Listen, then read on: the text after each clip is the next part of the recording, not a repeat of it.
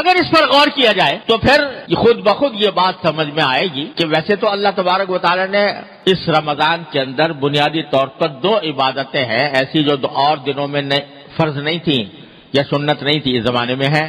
ایک روزہ عام دنوں میں فرض نہیں تھا، مہینے کے اندر فرض کر دیا۔ اسی طرح تراویح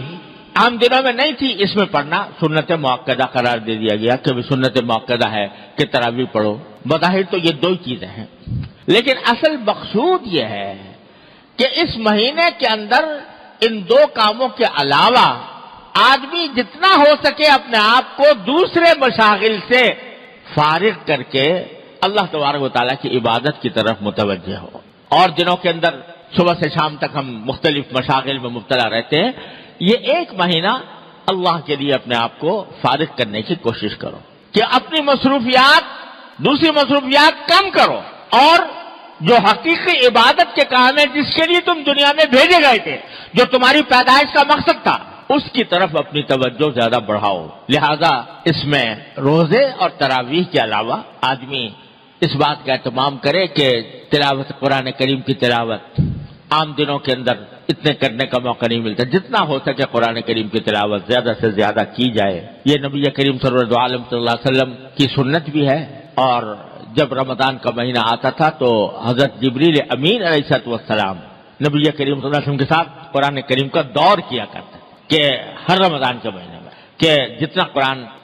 ایک مرتبہ حضور اقدس صلی اللہ علیہ وسلم پڑھتے، ایک مرتبہ جبریل امین پڑھتے، کیا منظر ہوگا، وہ کیا عالم ہوگا کہ دور کرنے والے حضرت جبریل علیہ السلام اور دور کرنے والے حضور نبی کریم صلی اللہ علیہ وسلم، کیا تلاوت ہوتی ہوگی، کیا اس کا منظر ہوگا اور کیا اس کی روحانیت ہوگی۔ ہر سال یہ ہوتا، اور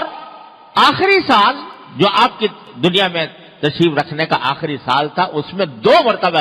یہ دور کیا گیا سرکار دو عالم صلی اللہ علیہ وسلم اور جبریل امین کے درمیان۔ تو اس لیے قرآن کریم کی کو خاص نسبت ہے رمضان سے، تو اس میں رمضان کے اندر پہلے سے طے رکھیں کہ بھئی تلاوت قرآن کی مقدار عام دنوں سے زیادہ اس میں بڑھائیں گے۔ اور بھائی تلاوت تو ہے ہی، ساتھ ساتھ اگر اس کے بھی اہتمام کیا جائے کچھ وقت نکال کر، اگر پہلے کبھی موقع نہیں ملا ہے تو قرآن کریم کا ترجمہ، اس کی تفسیر کسی مستند تفسیر کے ذریعے کی مدد سے اس کو پڑھنے کا بھی اہتمام کیا جائے۔ تو تلاوت، پھر چلتے پھرتے ذکر، اور بعض وہ عبادتیں، نفلی عبادتیں جو عام دنوں میں ادا کرنے کی توفیق نہیں ہوتی، رمضان کے اندر اس کا اہتمام کر لیا جائے۔ مثلا آخر شب میں تہجد پڑھنے کا عام دنوں میں اگر موقع نہیں ملتا، یہ توفیق نہیں ہوتی، تو سحری کے لیے تو انسان اٹھتا ہی ہے، اس سے کچھ پہلے اٹھ جائے اور کچھ رکعتیں تہجد کی پڑھ لے، 8 رکعتیں، 6 پڑھ لے، 8 پڑھ لے، اچھا ہے کہ 8 پڑھ لے۔ عام دنوں کے اندر تراویح کے بعد، مغرب کی نماز کے بعد 6 رکعتیں مسنون ہیں، یعنی نفلی عبادت نہیں عام دنوں میں موقع ملتا، اب پڑھ لے۔ اشراق کے بعد جو رکعتیں، 2 رکعتیں یا 4 رکعتیں، یہ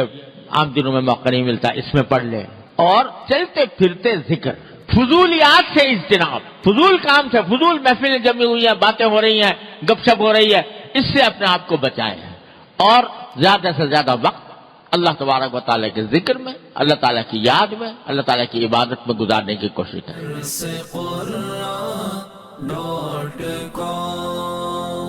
www.darsequran.com